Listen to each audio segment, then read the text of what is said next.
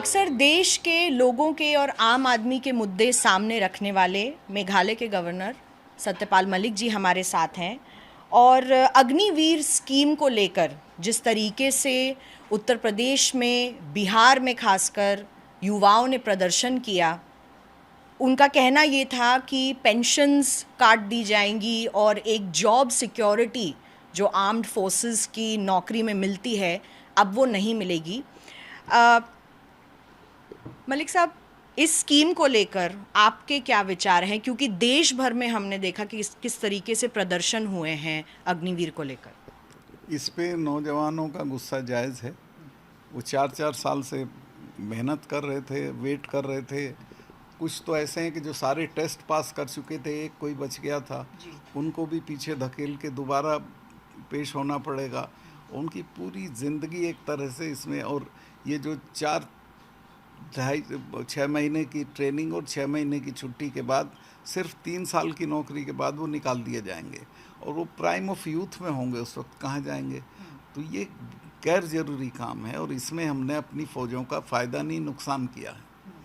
आपको क्या लगता है कि सरकार की क्या मंशा रही होगी जब उन्होंने सोचा होगा कि ऐसी स्कीम आनी चाहिए, क्योंकि वन रैंक वन पेंशन लागू किया गया था और उसके बाद से ये स्कीम लाई गई। सरकार का कहना है कि पेंशन्स का बोझ उठाते हुए वो जो आर्म्ड फोर्सेस की आर्टिलरीज़ हैं या मशीनरी हैं या वेपन्स हैं उन पर ज़्यादा खर्चा नहीं कर पा रही है। तो क्या सही है इसमें जो लोग भर्ती होते हैं, अपने देश के लिए जान देने को तैयार होते हैं, उनके लिए ये स्कीम सही साबित होगी या नहीं? नहीं, ये तो बिल्कुल बहुत बहुत गलत हुआ। जो फ़ौज के लिए रेस्पेक्ट है लोगों में वो ख़त्म हो जाएगी। जवान के लिए जो रेस्पेक्ट है, वर्दी के लिए रेस्पेक्ट है, वो ख़त्म हो जाएगी और इनका कोई मतलब नहीं होगा इस तरह की फ़ौज का। मैं तो ये कहना चाहूँगा कि कहीं कटौती करो देश के खर्चों में, फ़ौज के लिए कटौती मत करो। ये आर्ग्यूमेंट मत दो कि पैसे नहीं हैं इसलिए हम नहीं कर रहे हैं। सर, अक्सर देखा जाता है कि जो लड़के हैं, युवा हैं, महिलाएं हैं, वो फ़ौज में भर्ती होने के लिए कई तरीके की तैयारियां करती हैं। तो अब सरकार का ये भी कहना है कि जितने प्रदर्शन हुए हैं जिसमें युवाओं ने प्रदर्शन किया है उनका बैकग्राउंड वेरिफिकेशन होगा पुलिस का, और अगर वो पाए जाते हैं उस प्रदर्शन में तो उनकी भर्ती भी नहीं होगी, क्योंकि अभी कुछ ही दिनों में भर्तियाँ शुरू होने वाली हैं। देखिए, ये भी जाती होगी, लेकिन इसमें एक काम कर सकते हैं आप कि सिर्फ जो हिंसक घटनाओं में इन्वॉल्व हैं उसके अलावा अगर कोई प्रदर्शन में आया है, प्रदर्शन में गया है, नारे लगाए हैं, उसको मत रोकिए। ये कैसे वो वेरीफाई कर पाएंगे, क्योंकि गेहूं के साथ घुन भी पिसता है वो वाली? वो तो इंटेलिजेंस की रिपोर्ट होती है, वो सही रिपोर्ट आ सकती है, कोई दिक्कत नहीं। और ज़्यादातर हम देखते हैं कि किसान परिवारों से भी जो युवा हैं देश के कई गांवों से वो फ़ौज में भर्ती लेते हैं। तो इस वक्त आपकी उनसे अपील क्या होगी और सरकार से इसको लेकर अपील क्या होगी, क्योंकि सरकार ने कह दिया है कि किसी तरीके का भी रोल बैक हम इस स्कीम पर नहीं करने वाले। खासकर फ़ौज के जो अफसर हैं, नेवी एडमिरल हैं, एयर चीफ मार्शल हैं, सब ने कह दिया कि किसी तरीके का रोल बैक नहीं होगा। पहले तो मैं युवाओं को कह चुका हूं कि वो हिंसा ना करें। दूसरे में सरकार से ये कहूँगा कि बावर्दी जो जनरल्स हैं उनको डिबेट में ना बिठाएं। वो कंट्रोवर्सी से अलग होते हैं, उनके लिए एक रेस्पेक्ट होती है। तो जो लोग इस प्रोग्राम को, इस स्कीम को गलत समझते हैं, जब इसकी वकालत करने के लिए वो बैठेंगे तो उनके लिए भी रेस्पेक्ट कम होगी। तो उनको डिबेट में नहीं डालना चाहिए। सरकार खुद बैठे है, वो अपने डिफेंस मिनिस्टर बैठे हैं, डिफेंस सेक्रेटरी बैठे हैं, लेकिन जनरल्स को नहीं बिठाना चाहिए।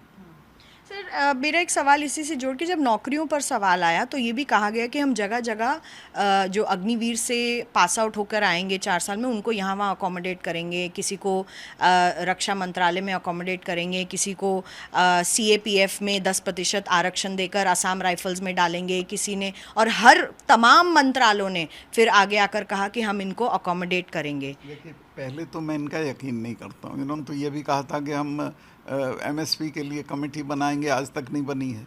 वो चीफ मिनिस्टर वादे कर रहे हैं जो दोबारा बनने वाले नहीं हैं। तीसरे ये है कि जहाँ एकोमोडेट करेंगे वो कोई रिस्पेक्टेबल पोजीशन नहीं होगी। एक सिपाही लड़के आएगा, वॉर्स में से आएगा, और उसको आप चौकीदारी के काम पे खड़ा कर देंगे तो वो उसका अपमान है। मैं कैलाश विजयवर्गीय जी से भी प्रार्थना करूंगा कि वो अपना बयान वापस ले लें। वो बहुत डेरोगेटरी है कि हम इनको चौकीदार रख लेंगे। उन्होंने बयान दिया था कि बीजेपी दफ्तर के बाहर उनको चौकीदार रखेंगे।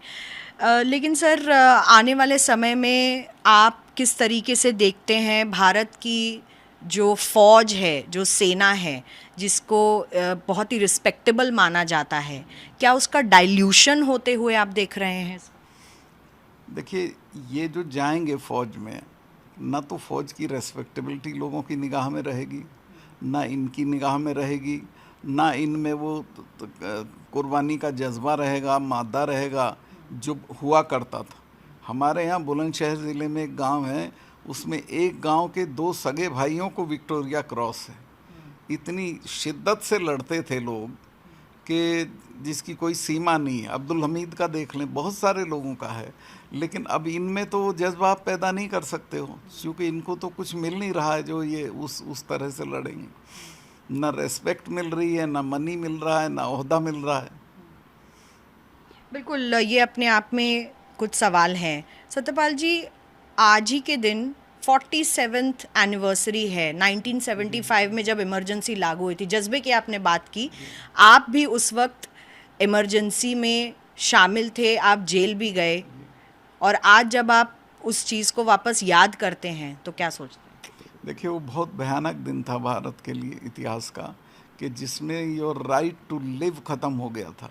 मतलब कोर्ट की रूलिंग आ गई थी कि आपको राइट टू लिव भी नहीं है आफ्टर दिस इमरजेंसी।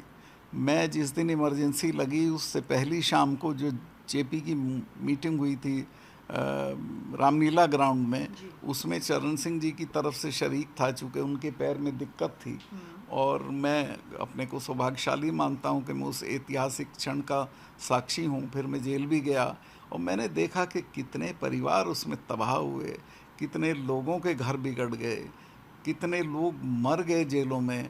वो बहुत बुरा वक्त था, और उसके लिए जो लोग जिम्मेवार थे उन्हें माफ़ी मांगनी चाहिए।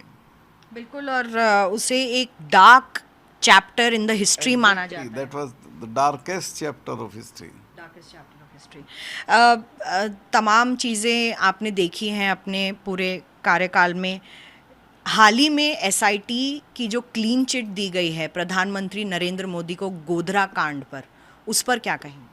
मैं उस पर पहले तो प्रधानमंत्री जी को बधाई दूंगा कि वो शांत बने रहे। उन्होंने सब तरह के इंसिनुएशन बर्दाश्त किए, और अल्टीमेटली उनके पक्ष में फैसला हुआ जो होना था, और उसके लिए मुझे अच्छा लगा। वो मैं इस बात को बढ़िया समझता हूँ कि हमारी न्याय व्यवस्था में अभी काफ़ी कुछ बचा हुआ है, और मोदी जी को बधाई कि वो इतना उनका कैरेक्टर एसेसिनेशन किया, एनजीओज़ और कौन कौन लोग उसमें लगे हुए थे, और वो कामयाब नहीं हुए।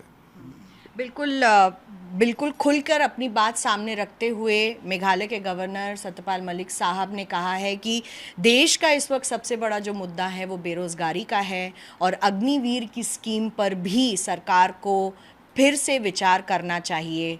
लेकिन जिस तरीके से आर्म्ड फोर्सेस के लोग इस स्कीम को प्रोजेक्ट कर रहे हैं, डिफेंड कर रहे हैं, उन्हें जो पॉलिटिक्स है, सियासत है इस स्कीम को लेकर, उन्हें बाहर रखना चाहिए। बहरहाल अब जब भर्तियां शुरू होंगी तो देखना ये होगा कि देश के कितने युवा सामने आकर अग्निवीर में भर्ती लेने को तैयार होंगे। रवि तोतावार के साथ मिलन शर्मा, आज तक।